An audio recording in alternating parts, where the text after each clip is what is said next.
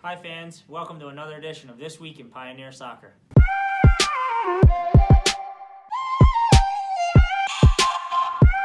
The Omaha game is probably the craziest game that I've, coached in. To have a red card be called in the first half, for us to go down a goal, where it was their first shot of the game, really first chance of the game, and then for us to go up a man and then go down 2 goals, my group was just amazing on the night. They were resilient, and it was one of those where a lot of teams find ways to lose that game or tie that game, and every time that they had a response, we had a better response, and it was so quick. Once they went up 2-0, we went 2-1, and then went 2-2, and then went 3-2, and that just shows the belief, that my guys have in each other, to be able to respond that quickly. And so, obviously disappointed to give up 3 goals. Obviously disappointed to, not manage the game as well as we did. Disappointed that they only got really 4 chances and they scored 3 goals. But that's soccer, and that's sport. And I think a lot of times, teams find ways to lose or tie that game, and good teams find a way to win, and that's what we did. A lot of the things that we do, are based on positional play and are based on tactics, and what are our strengths and how do we set up the team, to make sure that we're, utilizing those strengths. But Tulsa, there wasn't much tactics talked at halftime. For us, it was just a lack of energy, a lack of competitiveness, and a lack of accountability, for my guys. And I always ask them to control 3 things they always can: positioning, work rate, mentality.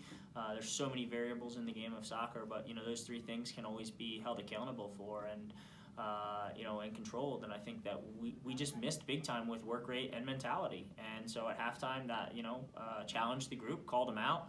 Halftime was no longer than 1 minute long, and the group came out and responded really well. And it's a little bit disappointing that it took us so long to finally get the winner.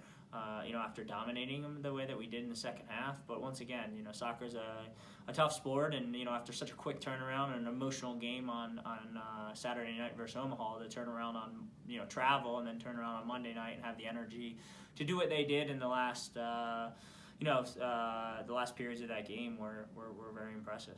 I never make excuses for my guys. I think when you're starting to make excuses for the group, then you're not going to really internalize, the things that you can control, and some of the things that we could have done better. But it's a really bad field, and it's tough to play. It's tough to possess the ball. It's not really a soccer game, and the red card happens because the ball's bouncing weird on not a good field. And so we get a red card, and to be able to play 70 minutes after that, down a guy, and still dictate the game and control the spaces that we wanted to control, and hit the crossbar, miss a penalty kick, and then have a ball taken off the line. Our guys didn't view the game as if we were down a guy. They just competed and worked, and were really collective. And at the end of the day, a lot of teams lose that game. Playing down a guy for 78 minutes.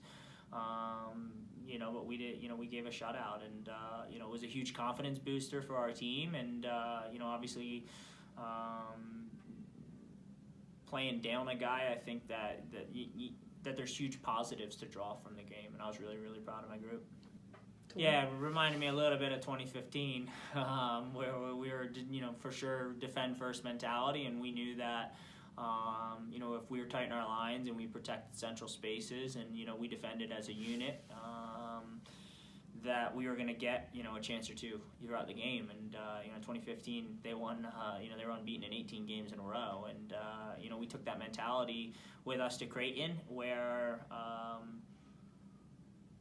6 to 7 freshmen were on the field at all times, 3 sophomores and only 2 seniors. And so for us to be able to kind of find our identity, that fighting football mentality, that collectiveness, that sort of resiliency just to kind of play every play, is huge for the group, because that's what I thought we were losing a little bit. Listen, when you have a guy that scores 19 goals in a season, you're going to start to focus on attack a little bit. And the reality is, if we want to win knockout games, we got to be able to defend, and we got to be able to defend for long stretches on the road. And back-to-back games, one because the red card, and, this one, just due to personnel, where we really had to go in there with the mindset of, hey, we need to defend first, and we need to just fight football, and our chances will come.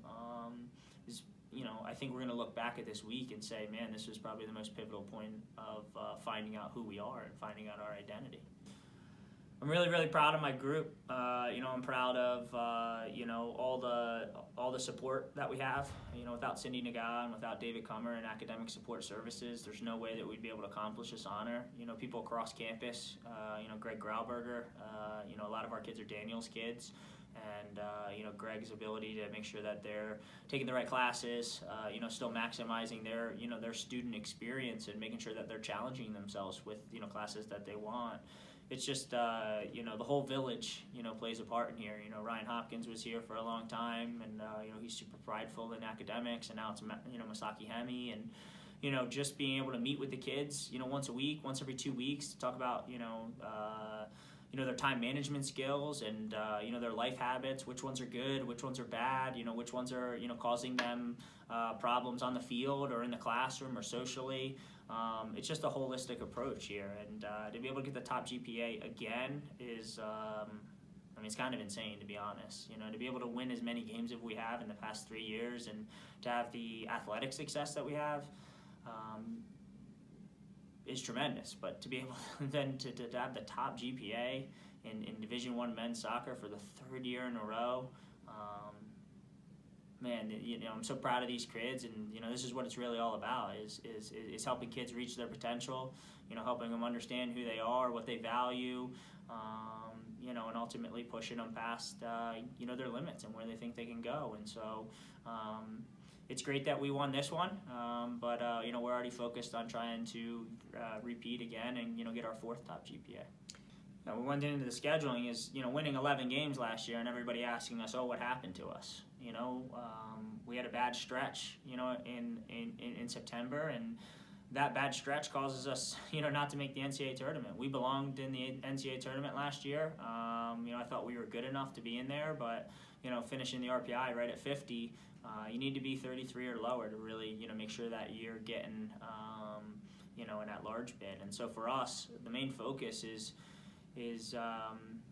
playing the best teams and stretching ourselves, finding adversity. And for the first 2 years that I was here, to go undefeated, something that hadn't happened in 40 years in college soccer, is obviously an unbelievable accomplishment. But I don't think that we were as prepared for the NCAA tournament as we needed to be. The scheduling back then, doesn't have games at Stanford, didn't have games, at Maryland, at Virginia, and for us, those are places that we're going to have to go and play if we want to host the national championship trophy. And so just looking at ourselves and saying, hey, we would rather lose some games and find adversity on the road and really test ourselves. That was the main driving factor behind it all.